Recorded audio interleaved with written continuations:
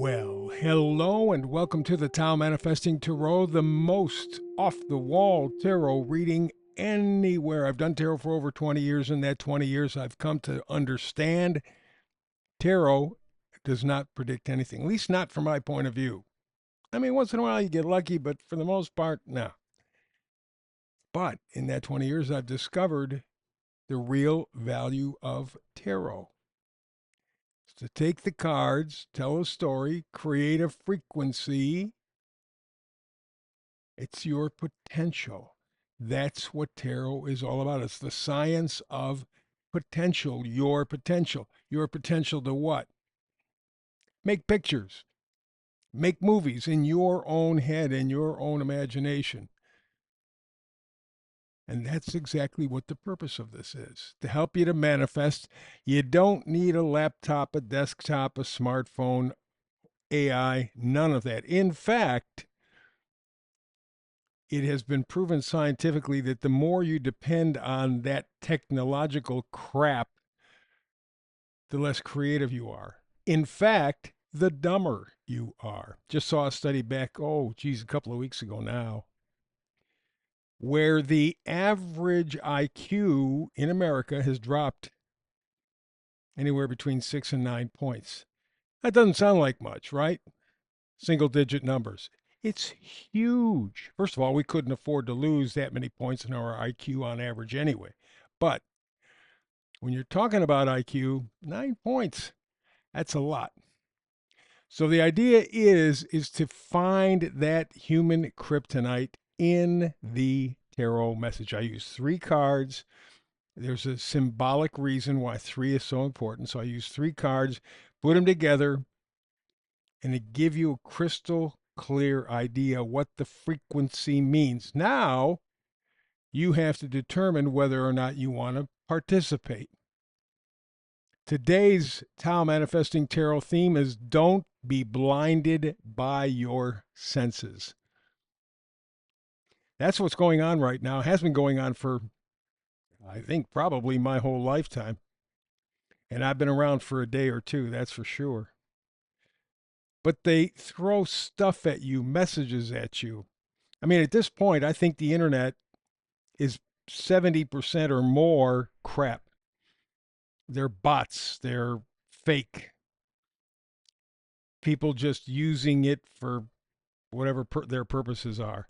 And about 30% are people like me working hard as hell to give you the best information they can possibly come up with so that you can have the best information to be able to create your kryptonite, that image in your mind. So the message today is don't be blinded by your senses. We're going to develop that. So today's tarot frequency is the destination. Okay. But you have a map. That's numerology, astrology. I've done those things for 50 years. They are the science of cycles. Tarot, your science of potential. Numerology, astrology, science of cycles. You've heard people say that history repeats. It does. Because the energies keep repeating in different, it's kind of like a kaleidoscope. It's rare that you ever get the same set of circumstances appearing again. You do, but it could take 100 years, 1,000 years, 10,000 years. It really is a very complex situation. And that's what's provided difficulty for me doing numerology and astrology because they are cycles within cycles within cycles. And you get so wrapped up in the cycles, so much wrapped up in the minutia that you lose the message. And then by the end of the reading, what you have is a whole bunch of different ideas. And then what do? Pick and choose which one appeals to you? It's not much of a reading. So the idea is set the table with the numerology and astrology, but the meal is always, always, always, always the tarot frequency. Before I move on, I want to remind you that I do have a single email that you can use to contact me. Gotten off the Gmail train. I have an email at tau-tarot at proton.me. Tau-tarot at proton.me. You can send me anything that you want there in terms of emailing, good, bad, I like you, I hate you, whatever. It doesn't make any difference. but I got now one email, so my attention is focused. And every other day or so, I check out the emails and I will respond to all. Some may be one word, some may be a paragraph. Who knows? But the email address to contact me and make any comments that you want to is tau-tarot@proton.me. So, that said, let's go look for the energetic cycle, that kryptonite, using the tarot to tap into it, to distill it into a single thought, a single idea, a single message, a single frequency, so that you can connect with that feeling and then act on it. So we got that all established and set up. Let's begin. We do the astrology thing. It's called Astrologic. You'll see at the top of the page here, Conquest of America. That is not a thought that comes to people who are American anyway, readily. They do not see America as being beaten, battered, bruised. But it's true, it's going on. And in fact, it's going on since the beginning. Way back before the American Revolution, the bankers were trying to get a hold of America, the new continent, new world. And the reason they were doing that because of the Jew bankers who came from Middle Europe in the Middle Ages, 14, 1500. And they grew to the point in 1700 they had already created something called the Bank of England, had nothing to do with the monarchy, king or queen, had nothing to do. It was their name. They did a favor for the King of England. He wanted to go to war, so they helped him out. They're good at that. So, in return, along with the money, of course, they told the king that we wanted to create something called the Bank of England. You have no control. You can be a shareholder, stockholder, doesn't make any difference, but we own it. We run it. He agreed. He needed the money. 1700, another major thing happened. Adam Smith took the idea of usury, which was, for all intents and purposes, really considered criminal up until that point. Jewish bankers had used it for thousands of years and had gotten in trouble every single time. They destroyed city-states, they destroyed states, countries. They broke them with usury, that is, charging some kind of interest on a loan. Church didn't allow that. Many kingdoms didn't allow that. But the bankers, Jewish bankers, nah, that was just part of doing business. Well, they were, in 2,000 years, thrown out of more than 200 countries. They were thrown out of these countries 1,000 times, and yet they didn't quit. So, around 1700, we have Adam Smith saying, well, this usury thing has a bad name, bad image. Let's do a little PR. Let's call it capitalism. It's the same thing as usury, just a different name. A little lipstick on a pig. And that energy came to America through Britain, the Bank of England, and they tried to do the same thing here in the United States. They eventually succeeded, but it took them more than 100 years. And there were a lot of people who died in the process. Doesn't matter. We're talking about money. We're talking about the bottom line. And the bankers didn't care about the lives. They cared about the bottom line. So that impacted America. And I've been going through this story for the past couple of weeks because next year we have our 250th anniversary as the United States of America if we make it. And I thought this would be a great perspective because I can tie it in with the tarot, the energy. We're talking energy here, right? Yeah. So today we're up to the little time period 1890 to 1895. We've come out of the Civil War, which was, by the way, initiated by the bankers. And it almost broke the country, but it didn't. And so it took 10, 15 years or so before they could put the parts and pieces back together again. And by 1890, the corporations had grabbed control. Inventions were coming out of our ass. You got the telephone, the telegraph, you got all kinds of things that we were doing. It was making us rich, making us powerful. Oh, by the way, too, talking about astrology, if you look at the American chart, in terms of Western astrology, the only astrology I look at, the day we signed the Declaration of Independence, the ascendant was in Sagittarius. Sagittarius ruled by Jupiter. That's what America's known for. Big stuff. Big. It's a big country. Big. When we succeed, it's big. When we fail, it's small. It's big. It's what? Everything in America is bigger than life. That's why, like him or not, and I'm really having a tough time liking him, even though I voted for him, Trump is the prime example of America. Sagittarius on the ascendant. Big, blustery. But there's always a weak spot there. And that's the way the American history has been. So from 1890 to 1895, America has everything going. We got the banks forming, got the corporations forming, got the technologies forming. America takes the lead. For example, George Selden patents the automobile. Henry Ford builds his first car. We know where that went.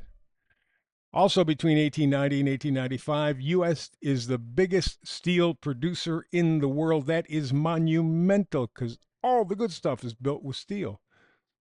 Basically, what tech there was in the 1890s, the business, the corporations, the cities were all expanding. It was the Jupiter stuff, the growing. This was the time where it was almost like inhaling success, and everything seemed good. That would change, by the way, very shortly as we continue tomorrow and following days. We're going to go through some very tough and I think critical times. I think the next time we get together will be one of the critical points in U.S. history that helped to destroy America and democracy. That'll be coming up probably tomorrow. I'm thinking, looking at ahead here. But for today, 1890 to 1895, big, more, success.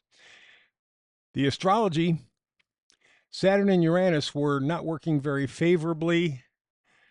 What that meant was, whether it was conscious or not, our true intentions were not out in the open. We were hiding our true intentions.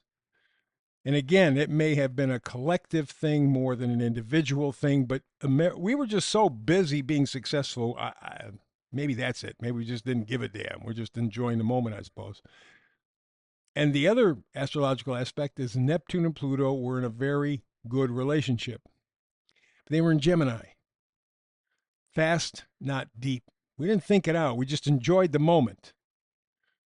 So maybe because we were enjoying the moment so much, the success so much, maybe we just kind of didn't pay attention to what the true intentions would be.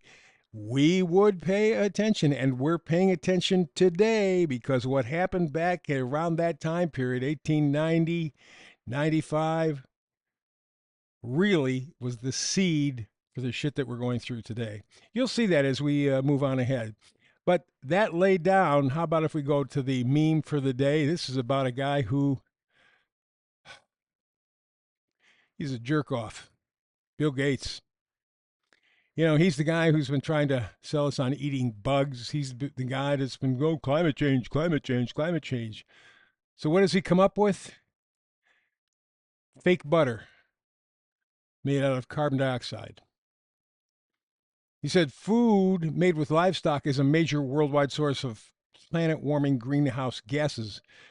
But his butter substitute, that's going to have a carbon footprint 3 times lower. I'm so tired of the climate change. If you look at geology, has gone on time after time after time. It's a natural process. The process is not, in my mind, climate change. It's polluting our environment. And that changes the biome of the planet. It changes the terrain of the planet. It poisons us. And that's the problem, not the climate stuff. Missing link for today. Speaking of, in New Zealand, 1918, government set up inhalation chambers in public buildings and encouraged people to go in and inhale a gas that was supposed to protect from influenza. Just made them sicker. Killed some. Can you believe it? Inhalation chambers.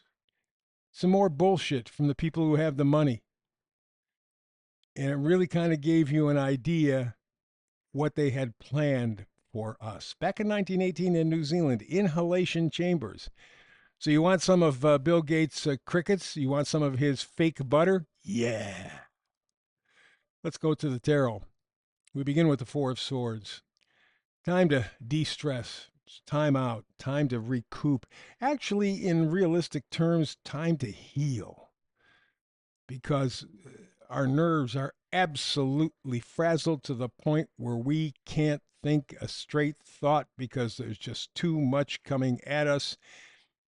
And it's kind of serious stuff, or at least it appears that way. And I think we're on overload. So the Four of Swords says, slow the mind, take a deep breath, take that walk in the park or the lake or wherever. Chill. It's going to be very important in the future. Next card is the Four of Pentacles. Another four, which calls for stability. Just like the Four of Swords, you got to just mellow your thought, get stable, don't be irrational. And with the Four of Pentacles, it says, take a look at your value system. What's important? Is it the same shit that they've been handing you? You got to have a new house. You got to have a new car. You got to have new shoes. You got to have. Make them richer, more powerful. Where do you fit in? How about joy in your life? How about peace in your life? How about love, real love, or happiness or friendship? Do those things count at all? That's the question you got to ask yourself. And the final card is Judgment. We're talking about an awakening, a new perspective. So basically, you look at these three cards, you got to relax your mind, meditate in whatever way that you can do it. In that meditation, think about what's important to you and why it is important. If you're seeing it coming from outside of you, if they're telling you it's important, it's likely crap. You have to get it from within yourself. Remember, manifesting comes from within you, not outside of you coming in. So it's a time to reevaluate your value system. When you do that, the Judgment card takes a hold, and all of a sudden you get a vision, awakening. You go, holy shit, I never thought of it that way before. That's exactly the way you need to think of it for your own good. Not theirs, but for your own good. Hold on to that very, very idea. Hey, time's up. Thank you very much for whatever time you gave me, because time is the irreplaceable object, right? We cannot, I don't care how rich you are, you can't buy time. So because you and I have spent this time together, it's extra special good. God bless you for it. I mean it. Hey, please like and subscribe. I've said it before. I'm going to say it again. Every podcaster needs it. Most podcasting is garbage. About 70% of it, as far as I can tell, fake one way or another. But for the 30% of us who are working like hell to give you the best they can give, please like and subscribe. Between now and the next time you and I get together and do this tarot thing, peace and blessings.